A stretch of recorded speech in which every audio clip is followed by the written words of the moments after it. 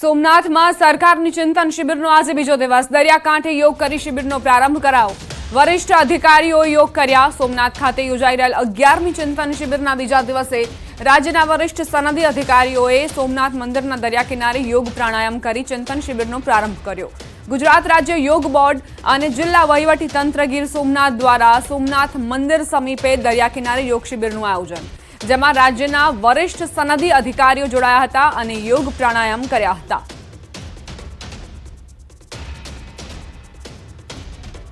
દરિયાકાંઠે યોગ કરીને ચિંતન શિબિરનો પ્રારંભ કરવામાં આવ્યો। વરિષ્ઠ અધિકારીઓએ યોગ કર્યા।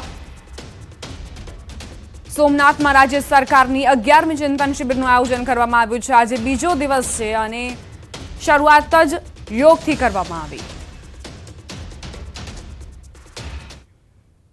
દાહોદના લીંબડીનગરના વેસ્ટ લાકડાના ગલ્લામાં આગ લાગી। આગ લાગતા જ આસપાસ પડેલો કચરો સળગ્યો। ગલ્લાના ઉપર વીજડીપીની મેઇન લાઇન હોવાથી સ્થાનિકો દ્વારા તાત્કાલિક પાણીનો મારો ચલાવીને આગ બુઝાવવાના પ્રયાસ કરાયા। સદભાગે મોટી જાનહાનિ ટળી। ભીષણ આગના કારણે જ તલાટી સહિત અધિકારીઓ પહોંચ્યા હતા।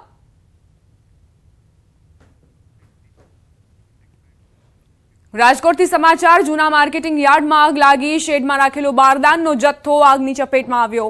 શોર્ટ સર્કિટના કારણે આગ લાગી હોવાની જાણકારી છે। ફાયર વિભાગે ભારે જહેમત બાદ આગ પર કાબુ મેળવ્યો। બારદાનનો જથ્થો બળીને ખાખ થઈ ચૂક્યો છે। શોર્ટ સર્કિટના કારણે આગ ફાટી નીકળી હતી।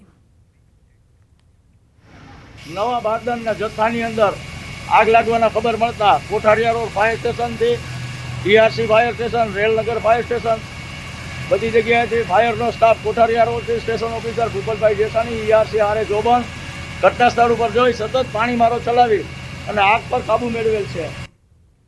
હળવદના ટીકર રણ વિસ્તારમાં ગેસ ગળતરથી એક અગરિયાનું મોત થયું, જ્યારે અન્ય 2 અગરિયાની સ્થિતિ ગંભીર થઈ છે। રણમાં મીઠું પકવવાની સિઝન શરૂ થતી હોય અગરિયાઓ કૂવો ગાળવા ગયા હતા। કૂવો ખોદતા સમયે ગેસ ગળતર થતા એક અગરિયાનું મોત થયું, જ્યારે 2 અસ્વસ્થ થતા સારવારમાં ખસેડાયા। ટીનાભાઈ રાણેવાડિયાનું મોત નીપજ્યું, જ્યારે સાગર રાણેવાડિયા અને ભરત રાણેવાડિયાને સારવાર માટે ખસેડાયા। મૃતદેહને પોસ્ટમોર્ટમ અર્થે ખસેડી હળવદ પોલીસે તપાસ શરૂ કરી છે।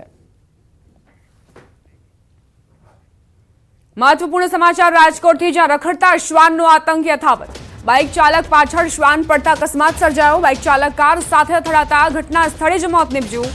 જયદીપસિંહ જાડેજા નામના વ્યક્તિનું 17 નવેમ્બરના રોજ અકસ્માતમાં મોત નીપજ્યું હતું।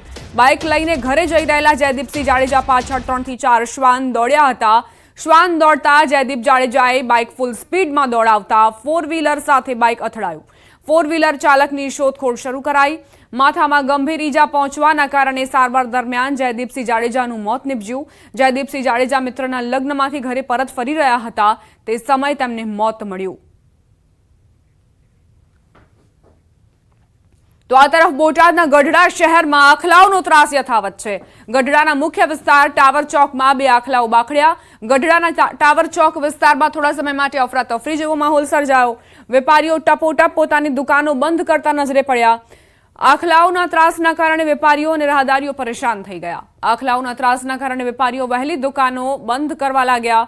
શહેરીજનોએ અનેકવાર વખત તંત્રને રજૂઆત કરી છે, પરંતુ તંત્રએ લોકોની ફરિયાદ સાંભળી નથી।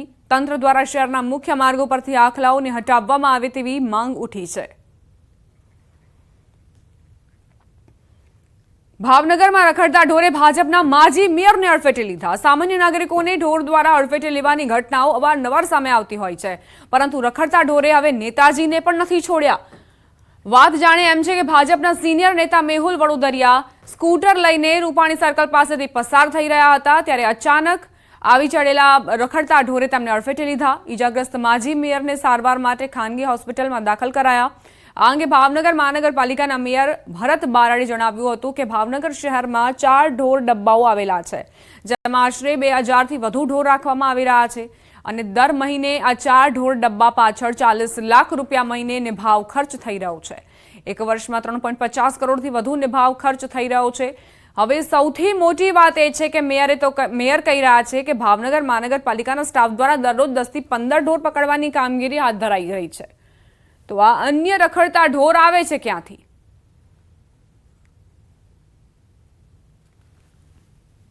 100 ઢોર આપણે ગૌશાળામાં પણ મોકલ્યા છે અને દરરોજ 10 થી 12 ઢોર આજે પણ આપણે પૂરી રહ્યા છીએ, પકડી રહ્યા છીએ અને આજની ખૂબ કડક સૂચના પણ આપી દેવામાં આવી છે કે લોકોને હેરાનગતિ ન થાય, પણ આપના આ માધ્યમ દ્વારા ઢોર માલિકોને પણ હું વિનંતી કરું છું, પ્રથમ નાગરિક તરીકે વિનંતી કરું છું કે આપના ઢોર રસ્તા પર ના છોડવા મારી નમ્ર વિનંતી છે.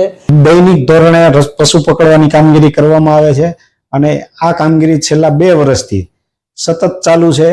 અમારા દ્વારા આ જે રખડતા ઢોર પકડવામાં આવે છે એને આપણે પહેલા 1 ડબ્બો હતો, સંખ્યા વધી એટલે 2 કર્યા. હાલ અમારી પાસે ટોટલ 4 ઢોર ડબ્બા છે. આમ તો ભાવનગર મહાનગરપાલિકા દ્વારા અગાઉ અમારા ડબ્બામાં જે વધારે પશુઓ હતા અને ત્યારે અમારે 50 લાખ જેવો મહિને ખર્ચો થતો હતો. એ ઉપરાંત સાફ સફાઈનો 2 થી 3 લાખ રૂપિયા ખર્ચો થાય. આ રીતે જોઈએ તો 50 થી 55 લાખ જેવો માસિક ખર્ચો આવે. તો ભાવનગરમાં નેતાજીને પણ રખડતા ઢોરે નથી છોડ્યા. અહીં નેતાજી અડફેટે આવતા જ હવે એવો દાવો કરવામાં આવી રહ્યો છે કે દરરોજ 10 થી 15 ઢોર પકડવામાં આવી રહ્યા છે, પરંતુ સવાલ અહીં એ કે આ ઢોર ક્યાંથી આવી રહ્યા છે જ્યારે ઢોર પકડવાની કામગીરી ચાલી રહી છે. તો 3 અલગ અલગ તસવીરો આપને દર્શાવી રહ્યા છીએ. રાજકોટમાં કઈ રીતે એક વ્યક્તિને મોતને ભેટવું પડ્યું. અહીં 3 થી 4 જે શ્વાન હતા તે પાછળ પડતા જ વ્યક્તિએ બેલેન્સ ગુમાવ્યો, પૂરપાટ ઝડપે બાઇક દોડાવી અને કાર સાથે અકસ્માત થયો.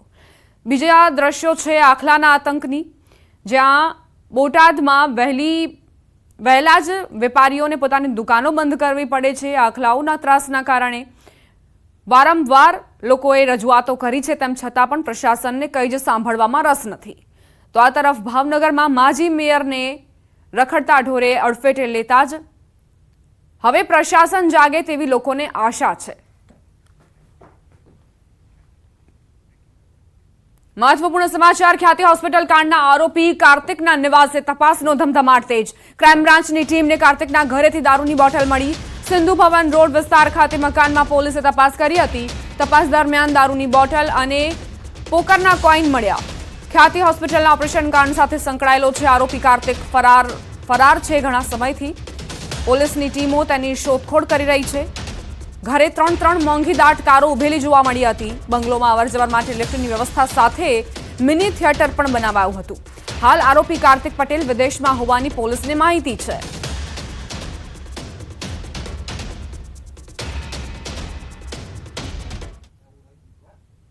ખ્યાતિ હોસ્પિટલ કાંડ મામલે છેલ્લા ઘણા સમયથી ક્રાઇમ બ્રાન્ચને તપાસ સોંપવામાં આવી છે.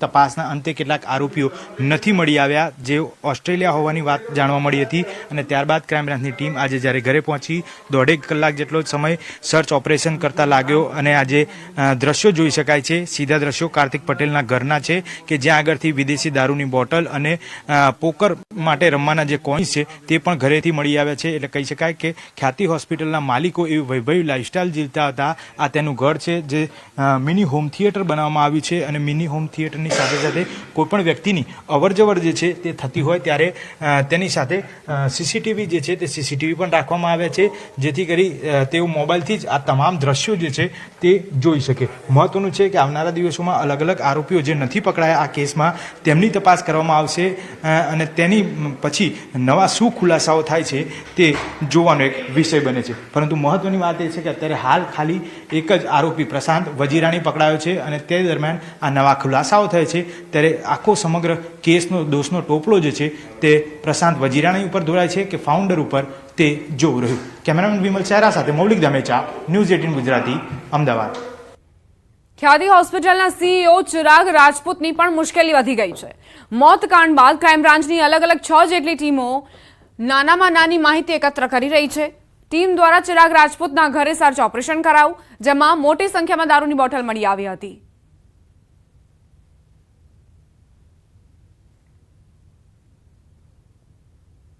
અમદાવાદમાં ખ્યાતિ હોસ્પિટલ કાંડ બાદ હવે જે તપાસનો ધમધમાટ ચાલી રહ્યો છે તેમાં એક બાદ એક આરોપીના નિવાસ સ્થાને તપાસ કરવામાં આવી રહી છે. 2 અલગ અલગ તસવીરો તમારી સમક્ષ. એક તરફ કાર્તિકના ઘરેથી પણ દારૂની બોટલ મળી. આરોપી કાર્તિકના નિવાસ સ્થાનેથી બોટલો મળતા જ અનેક સવાલ ઉઠ્યા અને સાથે જ આરોપી સીઈઓ ચિરાગ રાજપૂતના ઘરે પણ તપાસ કરાઈ, જ્યાં દારૂની બોટલો જોવા મળી છે. સવાલ અહીં એ થઈ રહ્યો છે કે વૈભવી લાઇફસ્ટાઇલ જીવવાના આદિ બની ચૂકેલા ડોક્ટર્સ આખરે કેમ દર્દીઓના જીવ જોખમમાં મૂકતા રહ્યા? અમદાવાદ ખ્યાતિકાંડના આરોપી પ્રશાંત વજીરાણીના 25 નવેમ્બર સુધી રિમાન્ડ મંજૂર કરવામાં આવ્યા છે. હોસ્પિટલના સર્ચ દરમિયાન અનેક કૌભાંડો ખુલ્યા. અમુક દર્દીઓની ફાઇલમાંથી એન્જિયોગ્રાફી ચાર્ટ મિસિંગ છે. ફાઇલોમાં આરોપી ડોક્ટર પ્રશાંત દ્વારા તેમના હોદ્દા અને રજિસ્ટ્રેશન અંગેના સ્ટેમ્પ લાગેલા છે, જે સ્ટેમ્પ હોસ્પિટલમાં મળી નથી આવ્યા.